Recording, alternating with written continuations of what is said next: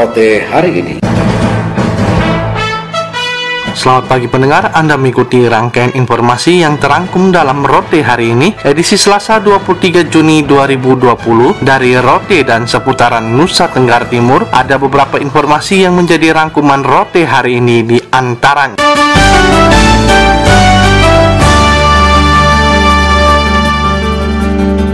Gubernur Nusa Tenggara Timur instruksikan Bupati dan Wali Kota di Nusa Tenggara Timur untuk menerapkan pola pariwisata berbasis masyarakat, tidak untuk pendapatan asli daerah. Gebi Hurekmaking menurunkan laporannya. Nusa Tenggara Timur dengan potensi pariwisata unggulan diharapkan dikelola secara baik oleh pemerintah kabupaten kota dengan target pertumbuhan ekonomi masyarakat setempat. Pernyataan Gubernur Nusa Tenggara Timur Victor Bung Tiroles Kodat itu mengemuka ketika meresmikan fasilitas pariwisata Mulut Seribu di Kabupaten Rotendao. Ditegaskannya pemerintah hanya membangun, selebihnya dilepas ke masyarakat, apakah dikelola melalui badan usaha milik desa, BUMDes, atau badan lain dengan sasaran pertumbuhan ekonomi. Mindset pemerintah tidak boleh PAD, karena jika dikelola masyarakat setempat, sejumlah kebutuhan pariwisata disiapkan secara lokal. Dirinya meyakini pertumbuhan ekonomi di daerah ini akan bertumbuh pesat. Membangun pariwisata berbasis masyarakat. Karena itu pemerintah provinsi membangun tempat ini bersama dengan pemerintah Kabupaten Rotendao untuk menyiapkan masyarakat di Rotendao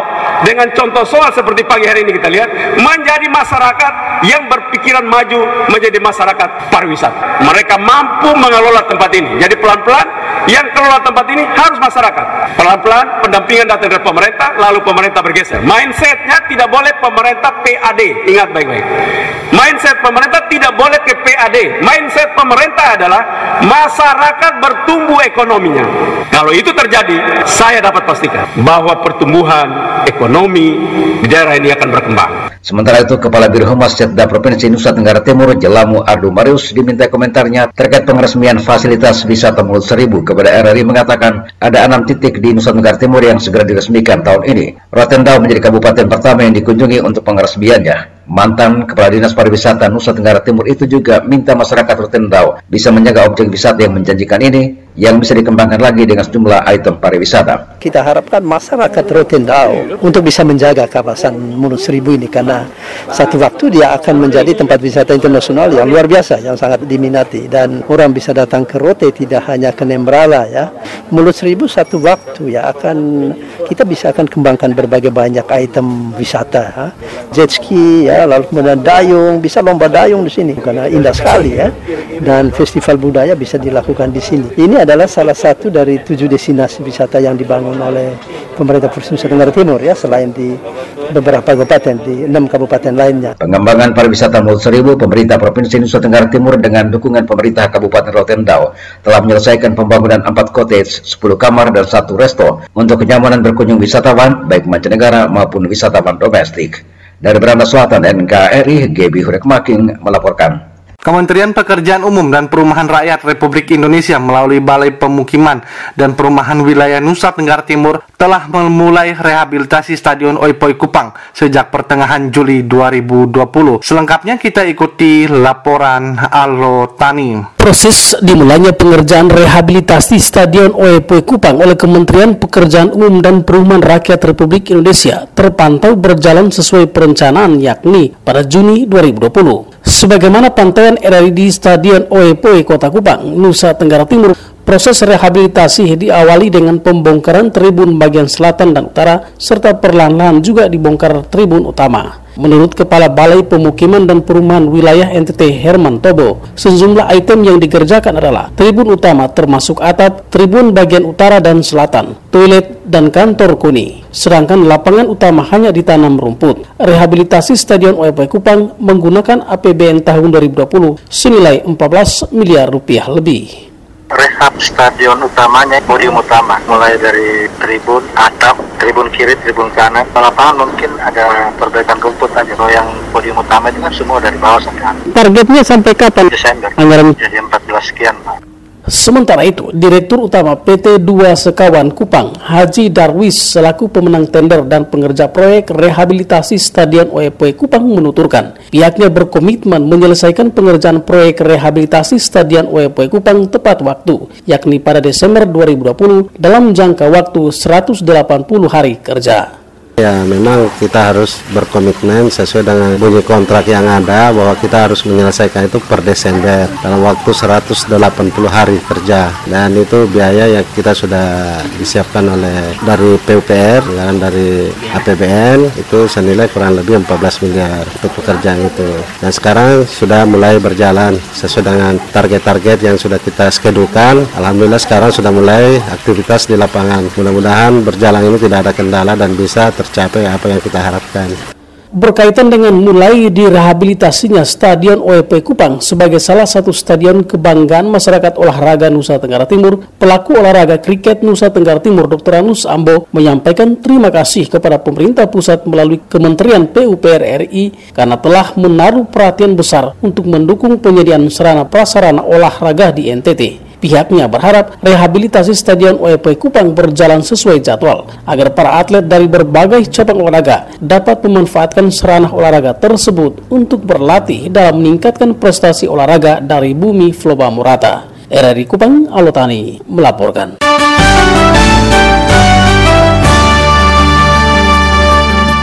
Sejumlah supir travel Bandara Haji Hasan Arubusman ND mengaku kecewa tidak bertemu Bupati ND. Laporan Rofinus Hula. Kedatangan sejumlah sopir travel yang tergabung dalam organisasi rental Bandara Haji Hasan Arubusman ND di kantor Bupati ND ingin bertemu Bupati menanyakan pemberlakuan era new normal, tetapi mobil Pemda masih tetap mengangkut penumpang di Bandara Haji Hasan Arubusman ND untuk melakukan observasi. Safrudin Ambubaru, salah seorang sopir travel Bandara ND, mengatakan kedatangan sejumlah sopir ingin bertemu Bupati menanyakan apakah era new normal berlaku atau tidak. Sedangkan perjalanan darat, perjalanan laut tidak dilakukan observasi. Sementara pemberlakuan observasi hanya untuk perjalanan udara. Penumpang yang turun pesawat di Bandara Haji Hasan Arubusman ND dijemput dengan kendaraan Pemda ND. Kedatangan sejumlah sopir travel di kantor Bupati ND mau mendengarkan penjelasan langsung dari Bupati ND Dr. Anus Haji Jafar Ahmad bagaimana dengan nasib para sopir travel yang tergabung dalam organisasi rental Bandara ND. Safrudin menjelaskan selama 4 bulan para sopir travel bandara tidak pernah melakukan aktivitas. Selama masa pandemi COVID-19, para sopir travel bandara tidak pernah mendapat bantuan sosial apapun dari pemerintah daerah. Kalau saya mungkin pernyataan buat teman-teman media, saya hanya kecewa saja. Kami sampai tidak makan menunggu dan menunggu. Janji ketemu jam 1. Apakah kami orang kecil harus tidak bisa ketemu? Atau yang ketemu hanya khusus orang besar? Ya upaya lain jelas yang besok pasti kami turun. Mungkin kami dobrak lewat DPR, kita melihat kita punya bapak-bapak rakyat di atas. Bisa membuka ruang tidak? Kita sudah coba buka ruang sendiri langsung ke Bupati. Ternyata sampai sekarang datang hanya untuk mengadu untuk kami punya nasib tetap tidak bisa. Mungkin besok kami ke DPR. Safrudin mengaku kecewa kedatangan rekan sopir travel tidak dihiraukan, mengibaratkan mereka seperti bukan masyarakat Kabupaten ND. Padahal sopir travel bandara memiliki identitas jelas. Usul konkret para sopir travel bandara menginginkan mobil Pemda kalau bisa tidak mengangkut lagi penumpang karena sudah memasuki era tatanan hidup baru. Keluhan sama juga disampaikan Dedi Pati Pailobi. Dedi mengaku kecewa kedatangan mereka sebelumnya sudah dijanjikan untuk bertemu Bupati oleh asisten 1 Setda ND. Yang terkait dari kita tidak ketemu, kami merasa kecewa karena sudah dijanjikan oleh Bapak asisten 1 untuk pertemuannya jam 1. Tapi sampai sekarang ini diundur sampai jam begini, tidak ada kejelasan sama sekali. Sebenarnya kami ingin tahu, ini himbauan yang diikuti oleh Pemda ini ikut mengikuti himbauan gubernur ataukah kebijakan daerah sendiri? Karena melakukan observasi hanya di tempat tertentu. Dedi menambahkan kalau hari ini para sopir travel bandara tidak dapat menemui Bupati, besok para sopir travel akan turun kembali menemui wakil rakyat di gedung DPRD ND guna menanyakan hal yang sama terkait dengan nasib mereka. RRI ND Rofinus Hula melaporkan. Dengan dibukanya kembali destinasi wisata di era new normal ini, pemerintah jaminkan sesuai protokol kesehatan. Selengkapnya kita ikuti laporan Rilen Point. Seluruh destinasi wisata di Nusa Tenggara Timur, baik yang dikelola pusat maupun provinsi, juga sudah menerapkan protokol kesehatan new normal. Kepala Dinas Pariwisata dan Ekonomi Kreatif Provinsi Nusa Tenggara Timur, Wayan Darmawan, menuturkan Lingkungan Hidup dan Kehutanan atau KLHK juga sudah menerapkan protokol kesehatan dan sudah dibuka dibuka untuk destinasi wisata sejak 15 Juni 2020. Destinasi yang dikelola provinsi sudah dilengkapi dengan sarana tandon cuci tangan, mewajibkan masker, physical distancing, dan sekurang-kurangnya harus ada pengukuran suhu tubuh. Boyan menegaskan bahwa ada 3 fase yang akan dilakukan oleh pemerintah, yaitu fase pertama dimulai 15 Juni hingga 15 Juli 2020 merupakan masa pembelajaran dan banyak didominasi oleh wisatawan lokal. Fase kedua pada bulan berikut, ia berharap penerbangan sudah mulai normal dan sudah mulai ada perkunjungan wisatawan Nusantara, dan pada saat itu tentu destinasi sudah siap dan protokol kesehatan termasuk perhotelan dan industri pariwisata lainnya. Setelah itu barulah melihat hasil dari fase 2 bulan sebelumnya. Destinasi harus menyiapkan tandon air cuci tangan. Ya. Wajib menggunakan masker di destinasi wisata, baik pengelola maupun wisatawan. Ya. Ya, yang berikut adalah sedapat mungkin, gitu, kita belum sedapat mungkin ada pengukuran suhu tubuh, gitu. Karena kita memiliki 1.378 destinasi, diusahakan menggunakan, gitu. Tidak belum menjadi wajib karena menggunakan termogan. Yang berikut adalah physical distancing, jadi artinya jaga jarak.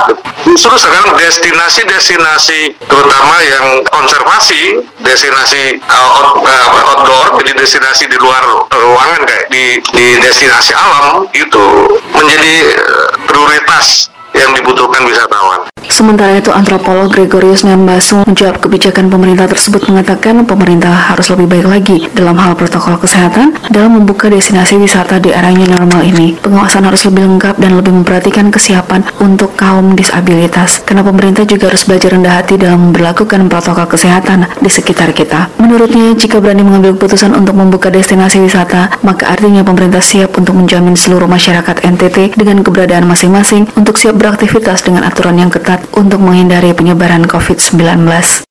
Saya sebenarnya sangat mengharapkan dari pemerintah adalah berusaha membangun satu kesadaran baru misalnya ya. Jadi sekali lagi ini mesti ada disiplin untuk menata hal-hal seperti itu. Sebenarnya mau katakan kepada pihak pemerintah seperti yang sudah disampaikan oleh Bapak Gubernur sendiri. Jadi pengawasan melekat, hindari apa yang disebut permainan politik itu, jangan dimasukkan di situ. Kalau tidak kacau balau. Dengan pemberlakuan new normal, terutama untuk destinasi wisata, memang membangkitkan gairah ekonomi di Nusa Tenggara Timur karena masyarakat terlihat antusias untuk mengunjungi tempat-tempat wisata. Rilan Poik untuk RRI Kupang. Sejumlah pusat perbelanjaan di Kota Kupang dan sekitarnya mulai namun tetap menerapkan protokol kesehatan. Marta Riwu menurunkan laporannya. Pandemi COVID-19 yang berlangsung selama 3 bulan lebih mengakibatkan sendi ekonomi mengalami penurunan yang sangat dahsyat, menyebabkan perekonomian masyarakat anjlok yang ditandai dengan pertumbuhan ekonomi menurun tajam dan pengangguran melonjak. Karena itu manajer marketing komunikasi Lipo Plaza Kupang, Rini Lau, ketika dihubungi RRI menegaskan untuk menyelamatkan perekonomian di Nusa Tenggara Timur, pihak Lipo Plaza Kupang sudah beroperasional untuk memulihkan perekonomian di Nusa Tenggara Timur. Pembukaan semua tempat-tempat umum, fasilitas umum ini sangat penting karena membantu perekonomian di NTT bisa segera berlanjut, karena dampak dari penutupan sementara itu sangat terasa terutama bagi para pekerja-pekerja di segala macam sektor. Walaupun sempat ditutup pusat-pusat perbelanjaan selama beberapa bulan, namun masyarakat Nusa Tenggara Timur, khususnya di Kota Kupang, tidak terlihat memborong kebutuhan pokok dalam jumlah besar, tetapi mereka berbelanja secukupnya sesuai kebutuhan, dan memang pihak Hypermart juga membatasi kebutuhan yang dibeli tidak bisa dibeli dalam jumlah besar. Pantauan di Hypermart, masyarakat Kota Kupang ini masyarakat yang cukup tertib. Jadi mereka tidak seperti orang-orang yang kelabakan maruk, borong, beras, borong ini, tidak. Mereka belanja normal. Dan juga Hypermart, kalau dari pantuan manajemen, Hypermart membatasi. Jadi kalau misalnya beli beras itu hanya boleh beli ukuran 5 kilo, hanya minyak goreng hanya bisa beli 2, yang ukuran 2 liter hanya bisa beli 2 bungkus aja, jadinya 4 liter. Hanya itu dibatasinya seperti itu. dibukanya pusat perbelanjaan di era new normal menuju tatanan kehidupan baru, manajer Lipo Plaza tetap menjaga secara ketat protokol kesehatan bagi pengunjung Lipo Plaza, wajib memakai masker, mencuci tangan, memeriksa suhu tubuh, dan menjaga physical distancing. Lipo Plaza dibuka setiap jam 10 pagi dan ditutup jam 9 malam. Sedangkan Hypermart yang menyediakan kebutuhan pokok masyarakat dibuka jam 10 pagi sampai jam 10 malam. Dari Kupang, Marta Riwo melaporkan. Aktivitas penerbangan di Bandara AA Beretalo Atambua mulai beroperasi secara normal dengan mengikuti protokol kesehatan. Febi Leolede menurunkan laporannya. Akibat pandemi COVID-19, aktivitas penerbangan di Bandara AA Beretalo Atambua, Kabupaten Belu sempat ditutup sejak akhir April yang lalu. Namun dengan adanya pemberlakuan tatanan kehidupan baru, aktivitas penerbangan mulai beroperasi kembali dengan mengikuti protokol kesehatan. PLT Kepala Bandara AA Beretalo Atambua, Andre Pelokila mengakui sejak dibuka normal pada tanggal 15 Juni lalu, aktivitas penerbangan masih sepi. Hal tersebut disebabkan adanya pembatalan penerbangan oleh maskapai. Jika ada penerbangan, bandara hanya bertugas menyiapkan gedung terminal, sarana prasarana yang sesuai dengan protokol kesehatan. Dikatakan dalam menghadapi tatanan kehidupan baru, di bandara telah disiapkan sarana cuci tangan, alat termogan, dan di ruangan keberangkatan telah ditandai aturan jaga jarak. Sementara untuk penumpang yang datang dari luar NTT akan ditangani oleh tim medis yang ada di bandara untuk menjalani pemeriksaan. Menyangkut COVID-19 ini pasti tetap dilaksanakan ya, pengenaan masker, terus cuci tangan, physical distancing. Di dalam ruangan tunggu juga diatur untuk jarak-jarak, duduknya juga diatur jarak-jarak. Jadi protokol kesehatan kita terapkan, hanya ya mungkin untuk penumpang datang yang kalau memang masih seputar dari NTT ya tidak masalah. Nah kebetulan mungkin ada yang datang yang dari luar NTT, ya itu yang mungkin penanganannya mungkin pas datang langsung diperiksa oleh dari tim medis. Dan kebetulan kita di sini untuk KKP, kita di bandara juga personilnya terbatas, jadi masih dilayani oleh teman-teman dari tim kesehatan dari Puskesmas Saliwen sini. Menurut Andre Pelokila, untuk persyaratan penerbangan bagi penumpang dari Atambua ke Kupang hanya mewajibkan menggunakan masker, menyediakan hand sanitizer. Sementara untuk persyaratan surat keterangan bebas COVID wajib dilengkapi jika penumpang ingin terbang keluar NTT. Pihaknya berharap agar penumpang yang ingin melakukan penerbangan keluar NTT dapat mengurus persyaratan sesuai dengan aturan berlaku. Sesuai dengan edaran dari Gubernur dari Belu untuk ke Kupang sendiri, surat-suratnya itu ditiadakan. Tapi kalau untuk dari keluar NTT, tergantung daerah yang dituju di mana, pasti harus ada surat-surat surat-surat kesehatan. Contoh kalau ke Denpasar itu bukan rapid test tapi harus swab. Jadi ya mungkin nanti sampai di Kupang kalau memang mau terbang ya pasti nanti ditanya lagi surat-surat. Kalaupun mungkin dari Belu sini mau langsung juga, mungkin nanti pas beli tiket sampai pengeluaran tiketnya itu nanti surat-suratnya itu juga disiapkan. Jadi pas kita beli tiket di sini juga sebelum tiket itu keluar persyaratan apa-apa yang harus dipenuhi. Kalau untuk seputar NTT tidak masalah, maksudnya kita dari zona hijau ke zona hijau. Penerbangan dari Atambua ke Kupang yang biasanya 3 kali sehari untuk saat ini belum kembali normal, masih 1 hingga 2 kali dalam 1 minggu. Hal tersebut sesuai dengan jumlah penumpang dengan kebijakan tiap maskapai. RRI Atambua, Febi Leolede melaporkan.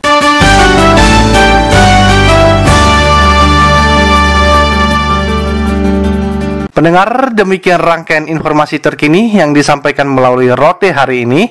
Atas nama kerabat kerja yang bertugas, saya Rudi Hartono mengucapkan terima kasih dan selamat pagi.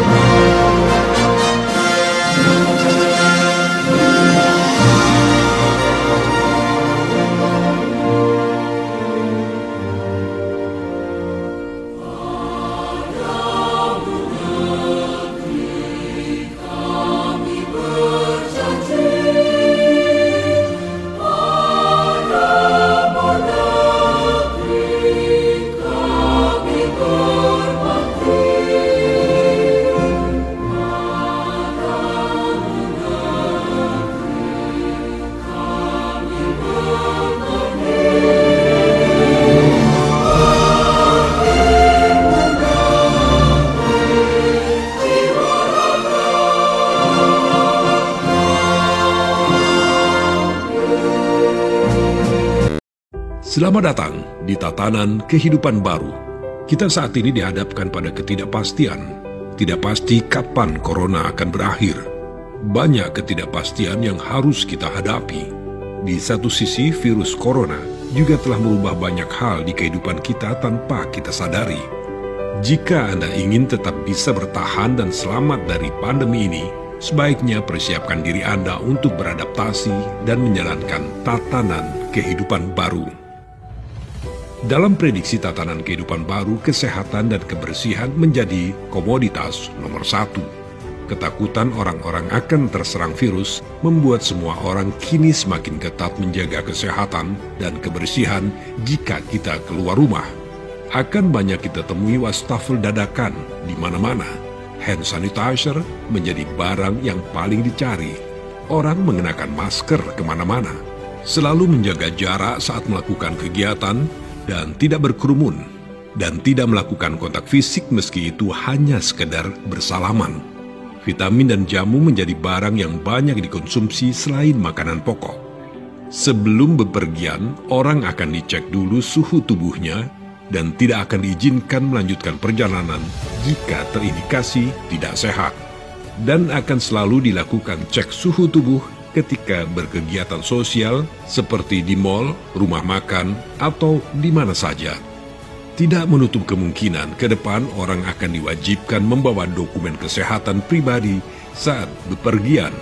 Atau bisa jadi sistem pelacakan kesehatan di bandara dan terminal transportasi umum lainnya akan menjadi lebih praktis dan mudah. Nah, selamat datang di Tatanan Kehidupan Baru. #Indonesia Tatanan Kehidupan Baru.